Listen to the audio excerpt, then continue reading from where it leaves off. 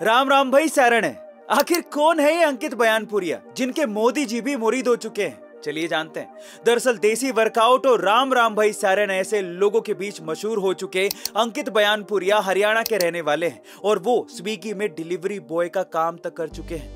उन्होंने इस साल जून महीने में 75 हार्ड चैलेंज शुरू किया था, जिसमें वो 75 दिन तक एक स्ट्रिक्ट डाइट प्लान और रोजाना 2 वर्कआउट करते हैं और वर्कआउट करने के बाद भगवत गीता और शिव पुराण पढ़कर उससे मिली हुई सीख लोगों को अपने वीडियो के जरिए बताते हैं। उनके देसी वर्कआउट ने गांव के देहात में रहने वाले यंगस्टर्स में बॉडी बनाने का जुनून पैदा कर दिया है। अंकित ने अपने वीडियो से यह साबित कर दिया है कि बिना किसी अश्लीलता और छपरी काम किए भी फॉलोवर्स बढ़ाए जा सकते हैं। हर रोज वर्कआउट के बाद भगवत गीता और शिव पुराण पढ़कर उन्होंने आज के यूथ को हमारी भारतीय संस्कृति से भी जोड़ा है और अंकित के इसी काम से प्रभावित होकर खुद प्रधानमंत्री मोदी जी ने स्वच्छता दिवस पर अंकित से मुलाकात की है। वैसे गाइस, क्या आप भी अंकित की तरह 75 हार्ड चैलेंज करना चाहोगे? कमेंट सेक्शन में जरूर लिखिएगा। बंगाल का एक दिहाड़ी मजदूर मजदूरी करने के लिए सुबह सुबह खेत गया था और जब वो दोपहर को वापस घर लौट के आया तो वो करोड़पति बन चुका था। जी हाँ गाइस, पश्चिम बंगाल के मंगलकोट जिले में एक ऐसा ही हैरान कर देने वाला वाकया सामने आया है। दरअसल मंगलकोट जिले के रहने वाले भास्कर माजी सुबह बकरियों के लिए घास काटने गए थे। रास्ते में उन्हें एक लॉटरी वाला मिल गया, लेकिन उनके पास लॉटरी खरीदने के पैसे थे नहीं, इसलिए उन्होंने अपने पहचान वाले बंदे से 40 रुपए उधार लिए और एक लॉटरी का टिकट खरीद लिया और फिर खेत चले गए। दोपहर को जब भास्कर जी घर वापस आए तो उन्हें पता चला कि उनकी 1 करोड़ रुपए की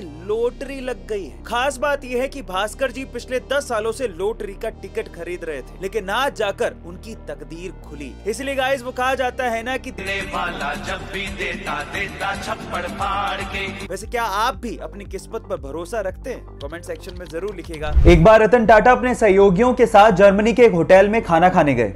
उनके सहयोगियों ने वहां पर थोड़ा ज्यादा खाना ऑर्डर कर दिया था। खाना सबने खा लिया था, लेकिन फिर भी टेबल पे 1/3 खाना बचा रह गया। जब वो पेमेंट करके जाने लगे तो एक बूढ़ी औरत ने उनसे कहा कि हम आपसे बहुत नाराज हैं क्योंकि आपने खाना बर्बाद किया है। इस पर उनके सहयोगियों ने कहा कि हमने खाने का पूरा पेमेंट किया है, आप कौन होते हो कहने वाले। इस बात से गुस्सा होकर उसने एक जर्मनी के एक ऑफिसर को कॉल लगा दिया। वहां पर जब ऑफिसर आया और उसने जब पूरी बात सुनी तो उसने 50 यूरो का जुर्माना ठोकते हुए कहा कि खाना उतना ही ऑर्डर करो जितना खाया जाए। भले तुम्हारे पास पैसे हों, लेकिन ये संसाधन पूरे समाज के हैं। गाइस, आज भी हिंदुस्तान में हर दिन 40% खाना वेस्ट किया जाता है और यह भी एक सच्चाई है कि हर दिन 19 करोड़ लोग बिना खाना खाए सोते हैं। इसीलिए खाने को बर्बाद मत करो, क्योंकि जो खाना बर्बाद कर रहे हो वो बहुत लोगों को नसीब तक नहीं होता। एक बार बहुत सारे मेंढक जंगल से जा रहे थे। अचानक से 2 मेंढक पैर फिसलने की वजह से दलदल वाले खड्डे में फंस गए। अब वो बाहर निकलने की कोशिश कर रहे थे, लेकिन निकल ही नहीं पा रहे थे। इतने में बाकी मेंढकों ने कहना शुरू किया कि इस खड्डे से बाहर निकलना मुश्किल ही नहीं, नामुमकिन है। यह सुनकर तो एक मेंढक हिम्मत ही हार गया और दलदल में फंसकर उसने अपनी जान गंवा दी। लेकिन दूसरे मेंढक ने हिम्मत नहीं हारी, वो कोशिश करता रहा और फाइनली उस खड्डे से बाहर निकल गया। इतने में बाकी मेंढकों ने उससे पूछा कि तुमने क्या हमारी आवाज नहीं सुनी थी, तुम कैसे बाहर आ गए?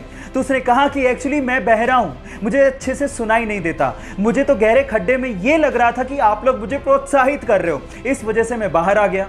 अब गाइस, यहाँ सीखने लायक बात यह है कि तुम ये काम नहीं कर सकते, इसको देखने के 2 नजरिए हैं। पहला, मैं ये काम नहीं कर सकता इसलिए हिम्मत हार के बैठ जाऊं। लेकिन दूसरा, ऐसा क्या काम है जो मैं नहीं कर सकता? नजरिया बदलिए, जिंदगी अपने आप बदल जाएगी।